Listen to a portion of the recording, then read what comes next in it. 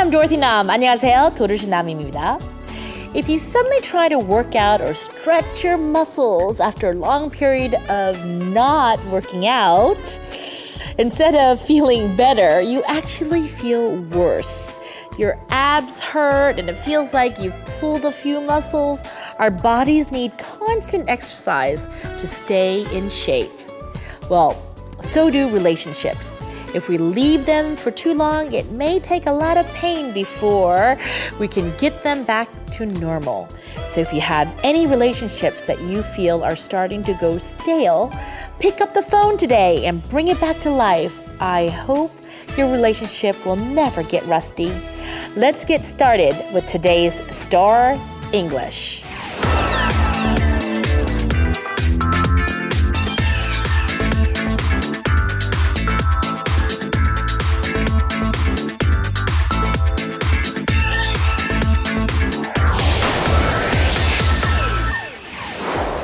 What's happening now?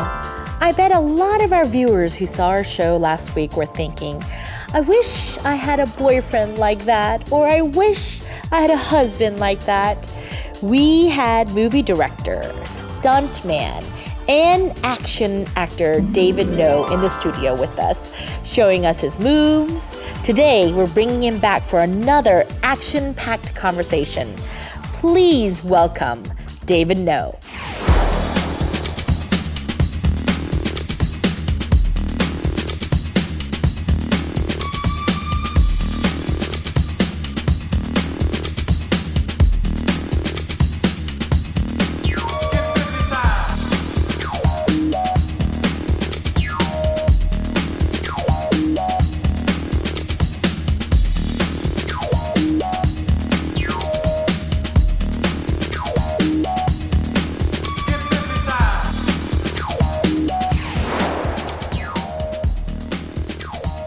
We have this wonderful gentleman here, and I have to say he's quite a gentleman, but he knows his stuff and he knows how to defend himself, and we've learned some techniques through him as well. And we have him back on once again. How are you, David? I'm good. How are you doing? I am doing fabulous. Do you remember how to say hello in Australian?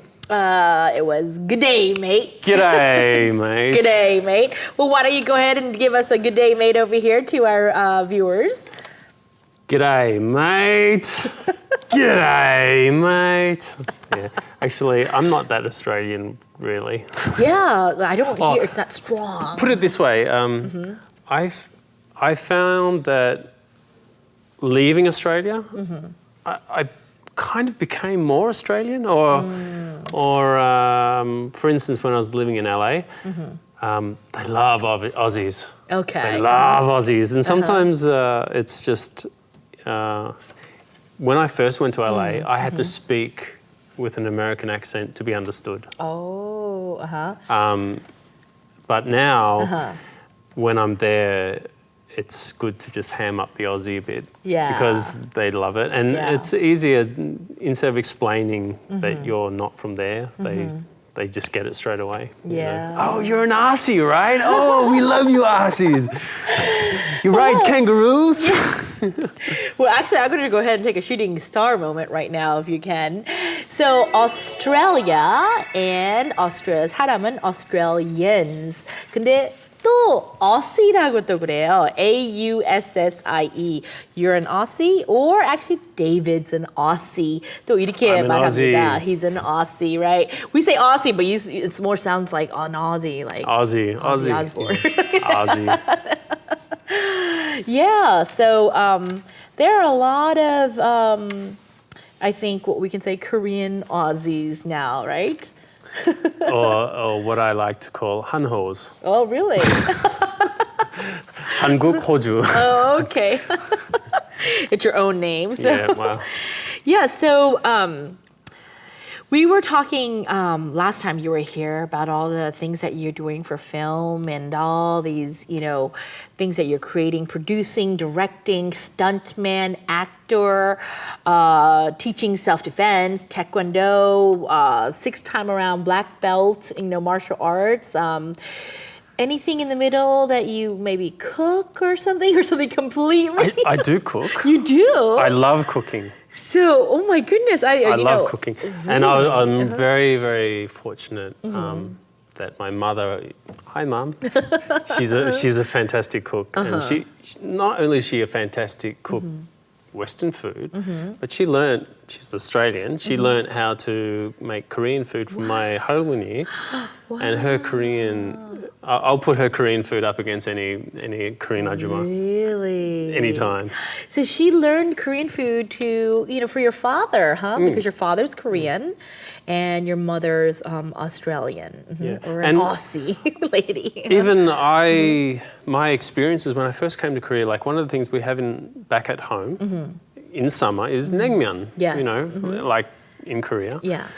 But the difference is the naengmyeon that you can get here is just 별로. It's just really?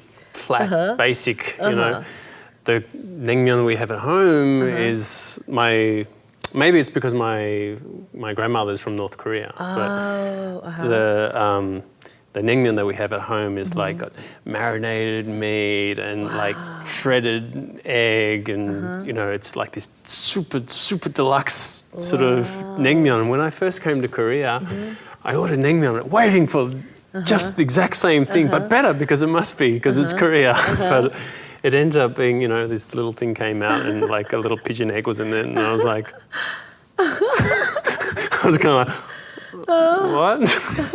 So it was your own grandmother's recipe, or it is a Pyongyang naengmyeon that she made, that North Korean naengmyeon? Yeah, well, I haven't been to North Korea, so I'm not quite sure what they're doing over there at the moment. But yeah, it's your grandmother's kind of special naengmyeon for her grandson. Something like that. And so your grandmother is Korean because your father's Korean. I see. So we were talking about a lot of things because you're doing movies not only in Korea, not only in Australia, but also in America, just a real mix of all kinds of cultures happening. Out of all of those, what is the one kind of memorable maybe movie or on-set experience that you've had? There's lots. I guess Jackie Chan, working with Jackie was very insightful because as big a star as he is, he still is very human or very family feeling. So when we shot in Thailand, after the take, we were just walking back to our first positions and he just saw a bit of rubbish on the ground, kind of walked over, picked it up, kept on walking, got to the end where our first position was, put it in the rubbish bin. Again, to see people so famous, I guess, be so human or so down to earth, grounded, that was a very important lesson for me, I guess. Or like that's what I want to do. That's what I want to be. It's kind of that sort of role model, I guess. He's a good role model in that sense. That's great. So it's not like you remember having his autograph or taking a picture with him. You remember that moment. He went and just picked up some trash, threw it away as you're walking down the street. A good Samaritan, we say. Yeah. Wow. I mean, like in contrast to that, some of the Hollywood films that I've done, the Hollywood actors play that star. They play the star role. I won't name names, but I did a film once where the actress, very high A-list actress, when the camera was not on her, she would go to her trailer and have the stand-in and do her lines. And see, to me, that's not an actress. That's a movie star. I see. That's being a diva. Whereas even when I did the role on Matrix, my role was kind of small. It was a big film, small role, but Monica Bellucci I had a scene with Monica Bellucci, and when it came to doing A Single and Me, Monica, very famous actress. Yes. Monica's, what can I do for you? How can I make your role or your scene better? Yeah. Which that is an actress. That is, an actor.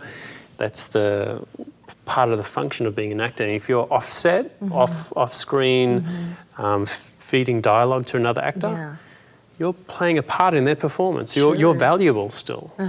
So. Wow. So yeah, those are just a few things, but it's a long-lasting memory, you know, and hopefully, you know, you seeing those things that you can carry that on too as well too. Now, what about the martial arts? Because this is something you grew up with. You learned from your father, then you taught yourself, and then putting this into these action movies that you get casted for. So, have people pretty much typecasted you? Oh, when it's an action, martial arts, or some kind of, you know, they call David for these roles. It was kind of like that a little bit, especially as filmmakers. We try to do something different in Australia. There's no action films in Australia, really. So, you know, whenever you ask someone, what is an Australian action film, they always say Mad Max. You know, which was first made, you know, in the 80s. Right. Or I think the very first Mad Max was early 80s, late 70s, I think. And it's not like we haven't made films, you know, past that time. It's just that the Australian funding situation and just the politics of the film industry has pushed those sort of films out a little bit. So we tried to make a big impact and try and make action films, and we made this little trailer for a film called Huntsman 5.1, and it had explosions and stuff, and then we were known as the action guys. I see. And then we were called for action stuff all the time. And that's why one of the reasons why I made Forged, the film I mentioned last time, the DVD. Forged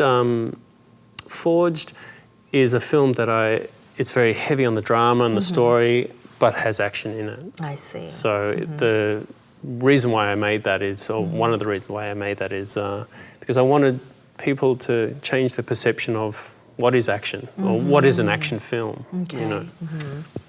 Because you need some of that drama moments in there. Yeah, I mean, in the 80s, action films were so popular, you know, but the films that were made in the 80s, you can't make them today the same way. Because the audiences are so much more educated. That's right. You know? Yeah. So what about now? Because there's all these graphics. So how does that put you in less kind of work or easier work because of all these graphics? You're talking about visual effects. Yes. Stunt work has changed a lot with visual effects. There's still a need to do things reel for real, but also there's a lot of chroma key or stunt work that's done on wires, done safer. Yeah. So like, for instance, jumping off a building now, to do it reel for real, you can.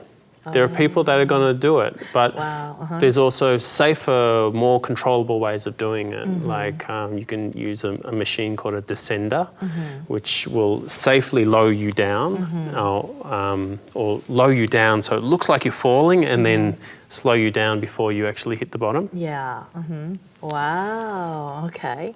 So there are all these things that an average person wouldn't know, but you work with equipment like this, new things that they come out with.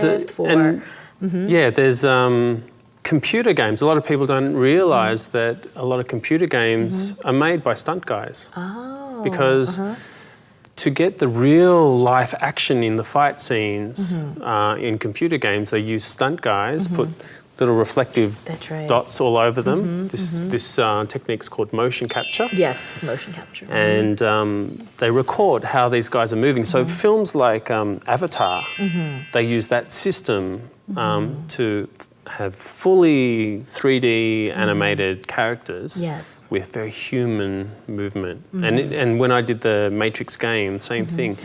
Dots all over my face, so they can capture the acting performance of the actors and then transfer that to the virtual character. I see. Wow. Now, what about in terms of Korean movies? Now, have you been involved in Korean movies too? Because I know you did many dramas. You even produced or helped produce dramas on the international scale. But what about movies here in Korea? I've done a few, been a part of producing. So like Marine Boy was shot in Cebu in the Philippines. We did an underwater shoot in the ocean as well as in a special dive tank that was made for filming. I came out in a film called Typhoon, that was shot in Busan. In the very opening scene, you'll see me. I have long hair and I, get killed. Oh no! So what was that role in Typhoon? That was just a little sort of guesty. I knew the producers, and they wanted a little action at the start and asked me to come across for it. So a little bit of cameo. A little bit of cameo. And I'm preparing for a film at the moment that's will be a fight scene. It's an action comedy made by a very auteur Korean director. So I'm looking forward to that one as well. Who's the director that you're working with? The director's name is 임영세 감독님. Okay. Yeah, and I really like his style. He's a very visual director, and actually in Forged, one of his very early films, Nowhere to Hide, had an influence on me as a filmmaker, and it was quite interesting because I did another film called 늑대 유혹 with Kang Dong-won many years ago, and that 조 감독, that first AD, contacted me and said, I'm working with 임영세 감독님, and we'd like you to come and do something on it as well. So here's my chance. Also, it sort of comes full circle a little bit.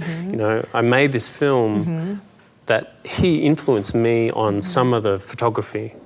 His style, I kind of had some influence on. So now I get to work with him. Yes. So that's very very nice when that sort of happens. You get to meet people in the flesh that actually have had an influence on what you've done. Yeah, kind of meeting your hero a little bit. Sort of, yeah. Yeah, that's great. And did you ever tell him this? Yes, I did.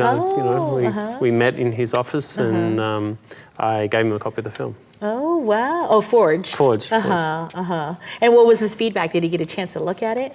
I don't know. I don't know. I've been talking with the 조 감독, so he's obviously very busy with the schedule. So. Well, that's great that you get to work on this same kind of project. What's coming? What's coming for you besides this and other things that are coming? There's a music video from a London artist that is doing a collaboration with. There's a song between. Pixie Lot and Big Bang. They've done a song and they're thinking of doing a music video in Korea. So. Oh, Big Bang and Pixie Lot. Together. Pixie Lot is that famous rapper from London. From London, I think. Just wonderful. And then there's also a Hollywood film that wants to shoot in Jeju-do that's contacted my production company. So. That's an interesting script too. It's a little bit sort of kyopo characters with a sort of supernatural mudang theme. So.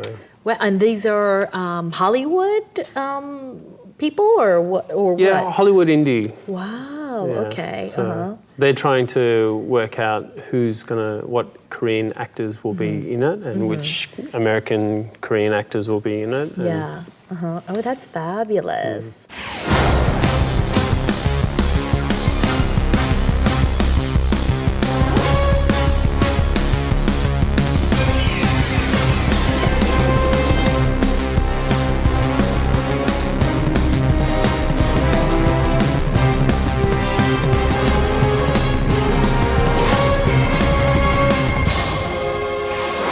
So have you ever taught acting? You taught, of course, self-defense. Have you ever taught acting or teaching stunts? I did. Yeah? Not in a formal way. Like I didn't run formal classes, but I used to get together with a group of other actors and we used to workshop scripts and stuff like that. And then I used to run stunt training to to prepare people for the type of action that I wanted in my films. So even with Forged, there was maybe 3 months before. I used a lot of gymnasts and acrobats in that film that went to the National Institute of Circus Arts, and then I used professional stunt guys, and I used martial artists. And, you know, again, we don't make sword movies much in Australia, so the sword style in that film is deliberately a mix of very Northern Asian, Korean, Japanese style sword, Chinese style flourishing sword, as well as Western style sword. So I kind of did a hybrid in the style of the action that I wanted. Wow. Okay, well, now that we're talking about movement and action, you've taught Taekwondo. You've taught Taekwondo as a young youth to adults even. So if I can just come up to you and say, hey, what's different between Judo and Taekwondo? How do you answer this? Judo is it's a contact martial art, a contact sport. It's basically it's about holding, grappling, throwing, tripping, strangling, arm locks. So whereas Taekwondo is more fighting a little bit more from a distance, and it's more about striking, evading, blocking, kicking. So these days, you know, what's very popular, you see a lot in on the television is what they call MMA, which is mixed martial arts. And, you know, as a child, you know, that was my childhood because my father taught Judo and Taekwondo. So we had a lot of students that did both, and sometimes we would just mix it up, you know. Jigudo or something like that. When you have a name for it? Tak-judo? No, I Jampongdo. Fusion. Oh, okay. Have you ever actually taught the martial arts to different actors and actresses? Yes. Obviously, on my own film, I taught Nikolai Nikolaev, the young actor. He'd never done martial arts before in his life, and I wanted him to be a young sword master. So, and also Carolyn Bock, I used her in another film, and her background is ballet, classical dance. Okay. So I took the martial arts choreography that was very ballet conducive and basically adapted her ballet to make it look like martial arts. Wow. And then on the Billy Zane film, I was asked to teach him his stuff. Oh, wow. And when I did that, he was like, "Oh, you're good." "Oh, yeah, I'm okay." "Oh, you should be my stunt double." And then it was like, "No, seriously, you should be my stunt double." And about 3 days before filming, the stunt coordinator came up to me and said, "Mr. Zane wants you to cancel your role, give up your role, and become his full-time stunt double in this film." Wow. And he had a bald head on that film too, so I would have had to shave my head. And I'm like, no. Really? And Billy Zane doesn't get no very often. And for about 2 weeks, he was very not happy with me. But by the end of the film, we were best of friends, and I think he kind of respected that decision a little bit. Did you explain to him why you said no? Well, I didn't say no to his face. I said no to the stunt coordinator. But I basically, in my thinking, it was like, all right, so you want me to do your stunts. Right now, I have a role in this film doing my stunts. You want me to become you. And I thought about it, and for a stunt man, being a stunt double for the lead actor is very prestigious. Okay. So, but I'm also an actor. Yes. So you're saying, all right, give up the acting part and just be a stunt guy. So I thought about it, and at the end I decided, I'll do my thing. Your acting, your original, going with the first choice. Going with the first choice. Yeah, and that must be a dilemma because here you are again. You've done everything in the pool of movies and filming and producing, directing, actor, stuntman, everything. And I even joke that you were your own stylist. Do you do your own makeup? I doubled Iboyong once. Oh, really? And my hair was quite long at that time anyway, but I had to sort of put on women's clothing, and because we're in New Zealand, there was not a lot of people that could do the car stunts sort of for her. So I've even doubled girls. I've doubled a lot of Korean actors for different things. Oh, like who? And what? I doubled Jung Sung for ad. Okay. That was scary. What did you have to do? There was two piles of containers, and I had to jump from one side of the container, not to the other side. Jumping from one side to the other side was easy. It was about 6 meters, so it's a long jump. Yeah. But I practiced on the ground, so I could do it on the ground. Yeah. So it's only mentally, all right, I can do here. I should be able to do it up there, which was about 40 feet off the ground. What the director wanted was not to make it, but to just miss. Oh, he wanted the missing. The just miss. So I had to run at full pelt to get the speed up to make it across the gap. But then I had to stop. Stop basically on my stomach, on the this. It's just like one of those cartoons, Looney Tunes cartoons. You sort of see. And then he asked me to do it again, and I said, No, wait. Come on. Wow. So what other did you do? What other things? And what other doubles did you do? Choi Sung for a 7 for something else, another ad. 7? What did you have to do? A double 7? His dancing? What were you doing for 7? I had to be under a car. And the reason why I was doubling 7 also was because he flew to Australia for the ad. Okay. And the plane gets in the morning, and then he was going to fly out again in the evening. And I think everyone thought it's just one day, and no one arranged any proper visa for him, travel visa. So he was just on a holiday visa. Sure. So he flew in to Melbourne Airport, and the customs at Melbourne Airport just went, "You're here for a holiday, and you're leaving tonight. We don't think so." So they held him in customs. So meanwhile, about 30 kilometres away, we're ready to shoot. But he's not anywhere to be seen. So then everyone was panicking, and so we shot a lot of stuff just with me. Most of me, except my head. You're 7 from down below 7. Did you have to dance? Did you have to pretend like you were singing? I was dancing on the inside.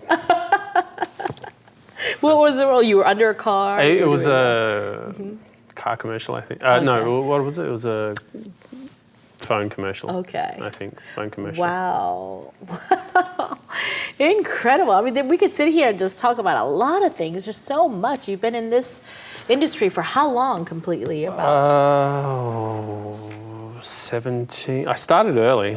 About 17 years or so I've been doing stuff. So 17 years, wow. I started quite young, and it's I think the fact that I've done a lot of different things also when it comes to producing and directing, it helps. So when I'm a producer in another country, when I'm talking to the stunt guys, I know the language and I know what to expect, or I can develop things before I can get my crews in. I don't need so much advice from other people because I have that knowledge already. And the same with actors, even on Typhoon, they decided to cast this Russian actor. Oh, actually, he wasn't an actor. That's the point. he was not. He was just a Russian guy that was shooting on this big freighter, Yes. and they decided we'll get this guy to do 3 lines of dialogue, and he couldn't act. Oh.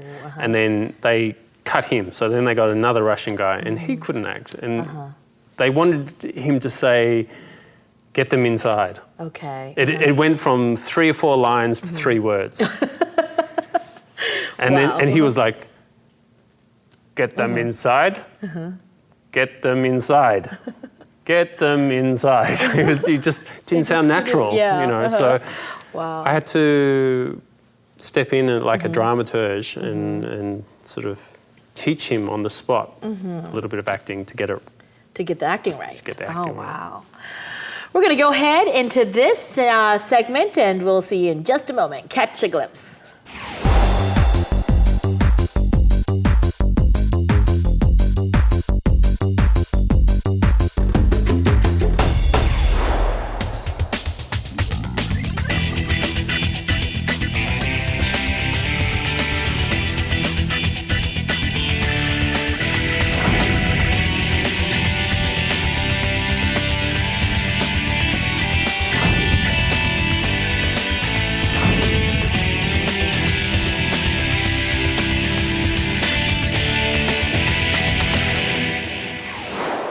Wow, that was amazing.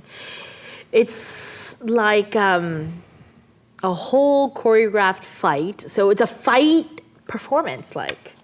Yeah, fighting for movies it's just another performance. It's like a ballet.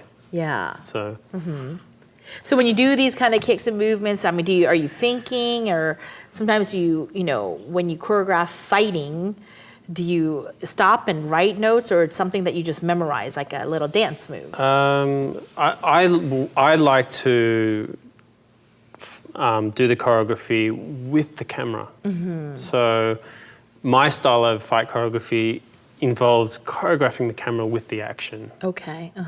which I think is very important. Yes. The old style of doing fight choreography was the stunt guys would just come up with a fight, and the directors would look at it and shoot it. And you know, it ends up becoming very boring because there's no Right. interaction between those two elements. Sure. Wow. I've seen so much and heard so much. You know, we definitely want to see if we can bring you back. But We have also to do car stunts next time. Yeah. And go for a drive. That's right. And maybe, you can be my stunt double on Star English. Maybe Wear my hat. you want me to break through this? No, joking. Do the high. Joking. No, I'm sure, do you get that all the time when people, see you? Can you break bricks? Can you do, yeah? Sometimes it's like a performing monkey. Oh, you can do. Oh, show me something. Show me something. It's like, what do you want me to show you? You want me to hit you, or why you show? I guess singers are the same probably, Yeah. and everyone's the same. That's right. Actors. Oh, do some acting. Yeah. No, and I get it too, where I get just, people, we're just talking on the bus or something, or just walking on the street, and they say, "Really? Can I be a guest on your show?" What do you say to that, Yeah, I'll have my people contact your people, sort of, yeah.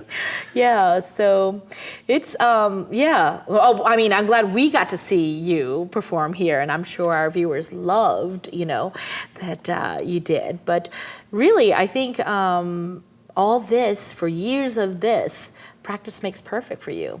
Yeah, and it's, martial arts for me is very different from martial arts for other people, I think.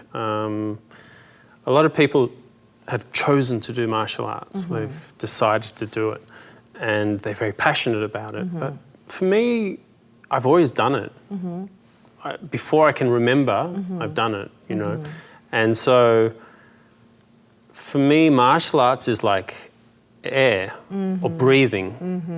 I'm not passionate about breathing, but It's just part of you. It's part of me, and I'm not going to stop. Yeah. So when I get busy and I don't get time to exercise or do martial arts, I get, my body calls me to go and do something. So do you do something every day?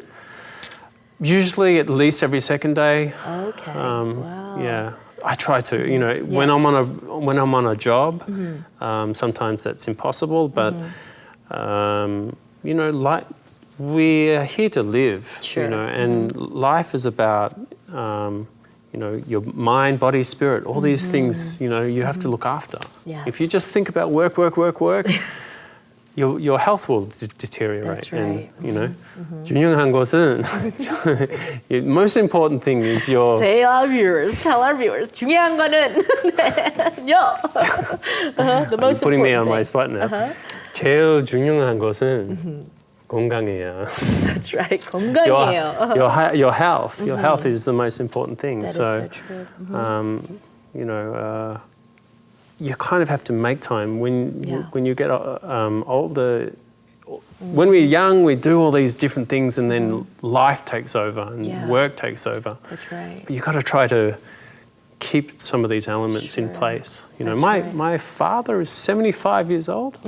He is still doing taekwondo. Wow, at 75. He can still kick you in the head. Wow. My mother still can kick you in the head. We need to have your mother and father here as guests. That would be quite incredible. I'll give them a call. Yes, wow, that is fantastic.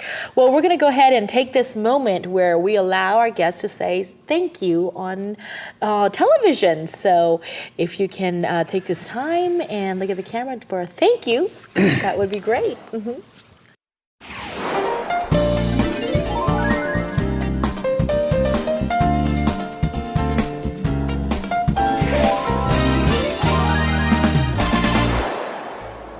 아버지, 어머니, 바르게 키워줘서 감사합니다. Thank you for raising me right. It's very simple and short in both Korean and in English. Look at that, yeah.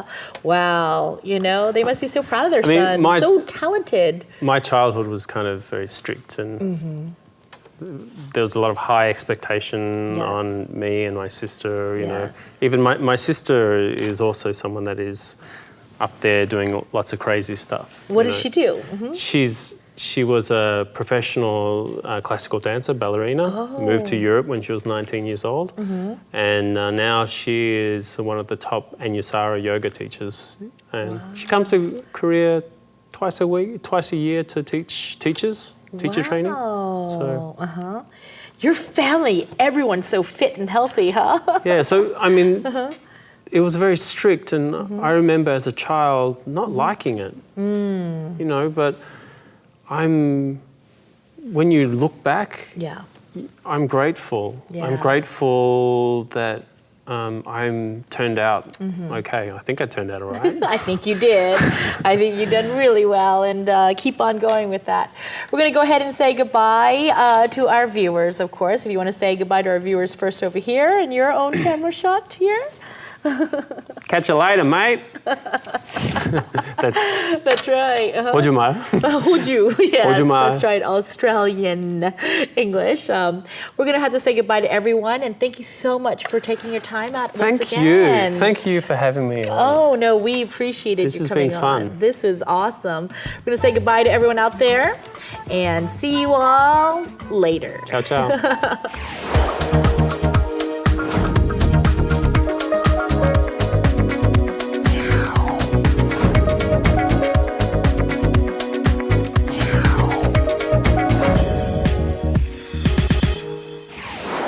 Q for you. Well, this term when we say PC, personal computer 말고요.